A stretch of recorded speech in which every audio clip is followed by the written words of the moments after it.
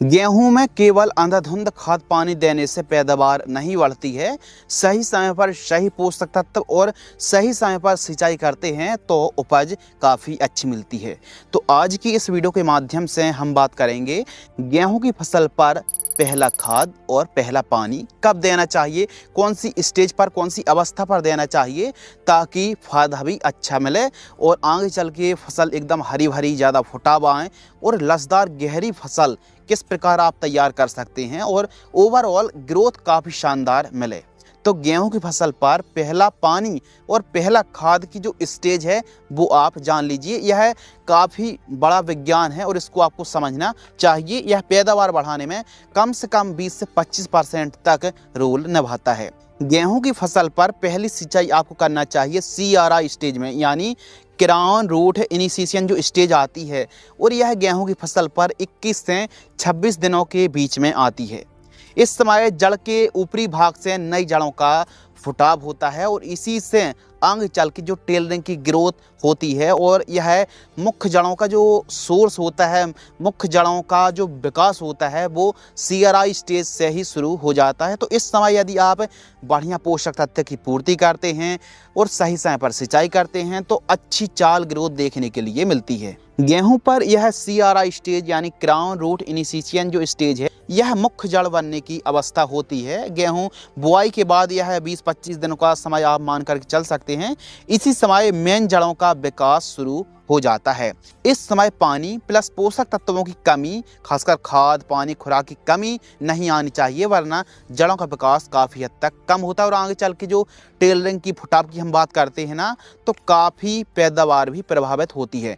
तो पानी खाद खींचने की जो क्षमता होती है वो CRI स्टेज में नई जड़ें आती हैं और उस समय आपको पानी खाद देना चाहिए। वही जड़ें आगे चल के पानी खाद खींचने की क्षमता बढ़ाती, पोषक तत्व ग्रहण करने की क्षमता बढ़ जाती है। इस समय पौधा लगभग 3 से 4 पत्ती का होता है और CRI स्टेज में की गई सिंचाई जीवनदायिनी कहा जाता है।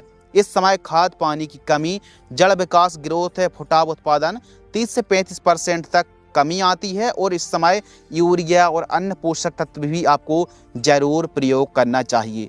तो गेहूं की फसल पर पहला पानी आपको देना है 21 से 26 दिन के बीच में, और यही वो स्टेज होती CRI स्टेज। कुछ इस प्रकार का जो ताज है ना वो देखने के लिए मिलता है, इस प्रकार की जड़ें देखने के लिए मिलती हैं जब ऊपरी सतह से, मिट्टी की ऊपरी सतह से जो जड़ें, न्यू जड़ों का मतलब विकास होता है। तो इसी समय पोषक तत्वों की पूर्ति करना चाहिए। तो इस समय आप जरूर पानी दें और खाद दें।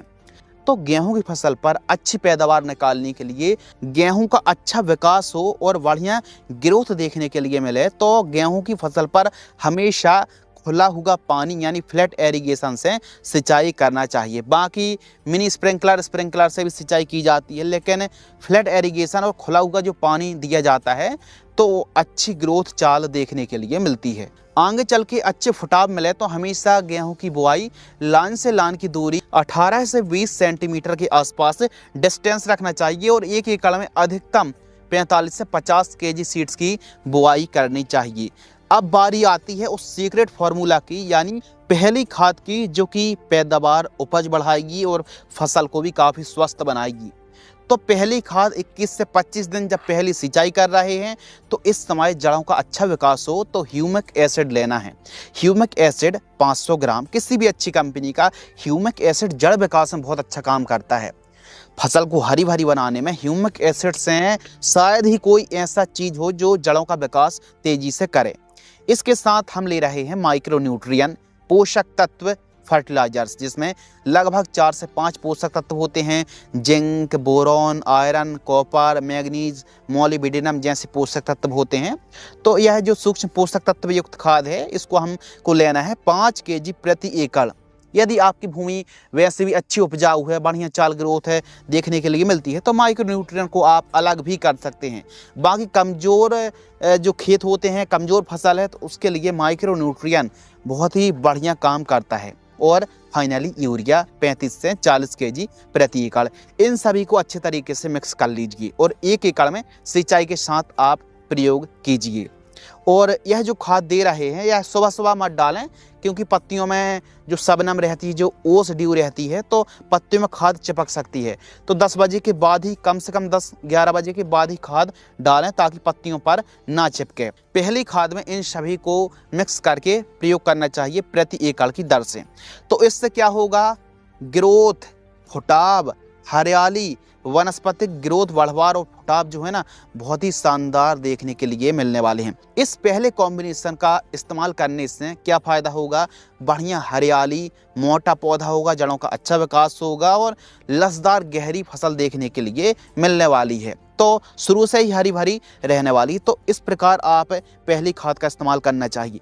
लेकिन आगे चल के जो आपने यूरिया खाद, ह्यूमिक एसिड, माइक्रोन्यूट्रिएंट प्रयोग किया है, फुटाव आ रहे हैं, यह बड़ी मात्रा में फुटाव आएँ और अच्छे स्वस्थ फुटाव देखने के लिए मिले, तो जिंक, सल्फर का भी हमको गेहूं की फसल पर इस्तेमाल करना चाहिए। सर्दियों के दिनों पर सूर्य की किरणें फसलों पर उतनी नहीं पड़ती हैं, तो पौधा भोजन तेज़ी से नहीं बना पाता है, तो सीवीड का भी हमको इस्तेमाल करना है। और सल्फर के साथ साथ यूरिया और भी कुछ खादें जो कि गेहूं की फसल पर दूसरी खाद पर हम बताने वाले हैं कि जिंक कौन सा, कितनी मात्रा पर प्रयोग करना चाहिए, किस अवस्था में, किस कंपनी का आपको जिंक डालना चाहिए। यह आपको जो गेहूं में दूसरी खाद है, गेहूं में दूसरा खाद में यह जानकारी आपको मिलने वाली है। बाकी गेहूं की फसल पर पहला पानी और पहली खाद में इन पोषक तत्वों की पूर्ति करेंगे तो काफ़ी बढ़िया रिजल्ट देखने के लिए मिलने वाला। अब काफ़ी ऐसे क्षेत्र एमपी की ही बात कर लो कि 21 दिन तक, तो पता चला 21-25 दिन में फसल ही सूख जाए।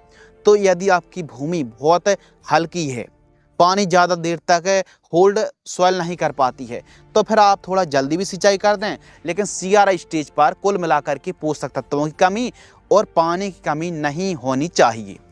तो इस प्रकार चीज़ों को आपने समझ लिया। इस प्रकार आप गेहूं की फसल पर पहला खाद और पहला पानी देना चाहिए। यदि आपको यह वीडियो पसंद आती है तो वीडियो को लाइक करें, चैनल को सब्सक्राइब करें। धन्यवाद।